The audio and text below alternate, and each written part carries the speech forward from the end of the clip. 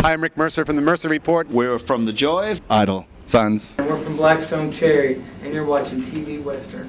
TV Western. TV Western. We're watching TV Western. We've seen her face, we know her name, we judge her for what she's done or hasn't done for the USC. But who is Emily Rowe? As president of the USC, Emily Rowe is the face of the University Students' Council, and she represents Western students across Canada. Now that her term is almost up, students can't help but wonder whether her campaign promises she made last year have been brought to life. And so I would say that I have done as much, if not the majority of my platform, that works with the USC and that will enhance it. For example, So You Think You Can Dance. We had our finale last night and it was a huge success. Another major campaign promise that Emily followed up was the installation of more electrical outlets in the student campus restaurant, The Spoke. That has been accomplished. There's actually a significant more in The Spoke. In the summer, that was a huge priority. Rowe's other major platform that won her votes was the idea of a wine rack on the lower level of the UCC. Early on in the year, though, she discovered its infeasibility. The wine rack, for example, I don't think is necessarily the greatest thing at this point for relations with the university and different things. At the time, I thought would have been a great revenue generator for the USC, a convenience for students and faculty. Now, I have a different view. Despite Rowe's broken campaign promise, she has drawn up praise from her executive team. USC's VP Finance, Sasha Kumar, has so far enjoyed his run with Emily. I think Emily's done a really great job. We've had a bunch of challenges this year that we've had to work through. And Emily's been a great leader for us to kind of guide us through those tough times.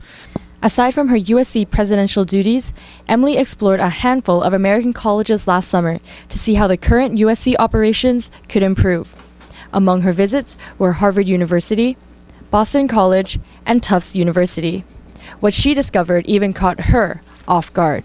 It's interesting. I thought that we were going to not be to their level, not be up to their scale sort of thing. I thought that we would have sort of a massive gap in what we do in our programming. We do a lot in comparison to these schools. Actually, I was kind of surprised with how much control our students have here. A lot of their student unions and student governments were governed by their administrations and didn't have as much autonomy and as much control as we do, which was very interesting. I wasn't expecting that at all. From USC president to Western student, Emily Rowe almost didn't make it to Western. She was set on attending McGill University before she changed her mind last minute. I kind of thought about it again and said, I do want to get involved outside of the classroom.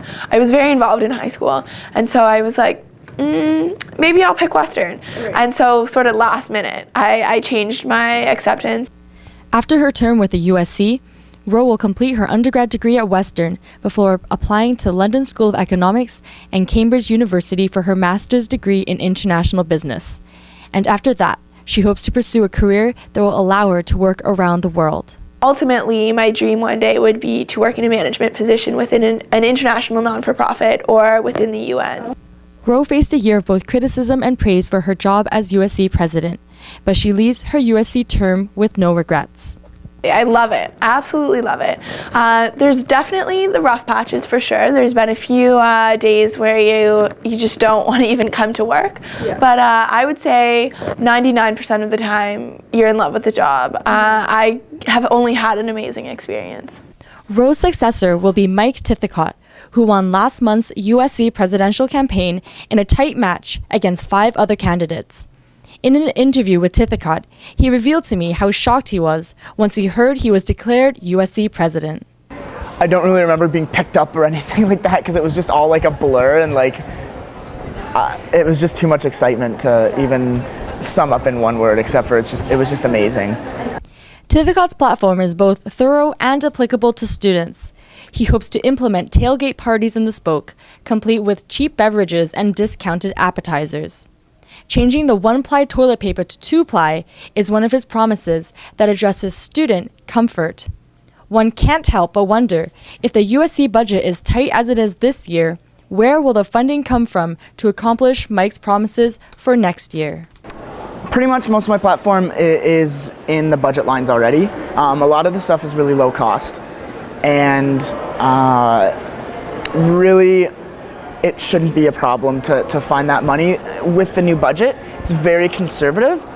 Tithicot's platform was based on the needs of faculties, SOFs, residents' councils, and students at large, in order to ensure that the USC will operate with students first in mind. You meet with a lot of different people and learn a lot of different opinions, and just students at large as well.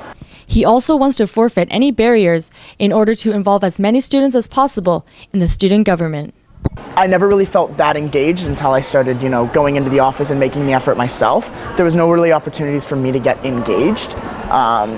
So I think that's one of the shifts they're taking from a student government standpoint. They're putting a lot more balance of powers so that it's not really just whatever the board of directors wants to do, it's what council wants to do.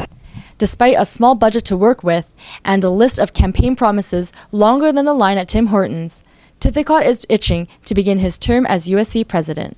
I'm just excited for that and excited to finally see what I've been envisioning the USC as for the past 3 years, to actually be able to help assist it in that direction that I think students will really enjoy. As part of the role of president, Tithicot must prepare himself to give up his personal life for the greater good of Western students. As Emily Rowe experienced herself, USC is a balance of work and play during the president's 13-month term.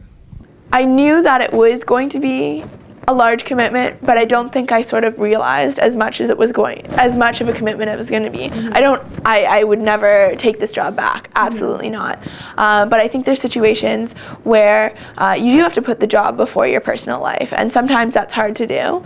As Mike said it himself, I'm not going to have that much of a social life next year. Emily Rowe's presidential run has succeeded in making changes to students' undergraduate year, and Mike Tithicot's leadership is bound to be similar. From one USC president to the next, Western students are in good hands. For tvwestern.ca, I'm Jennifer Wong. Waving at the passing cars, I'm just a patio rock star.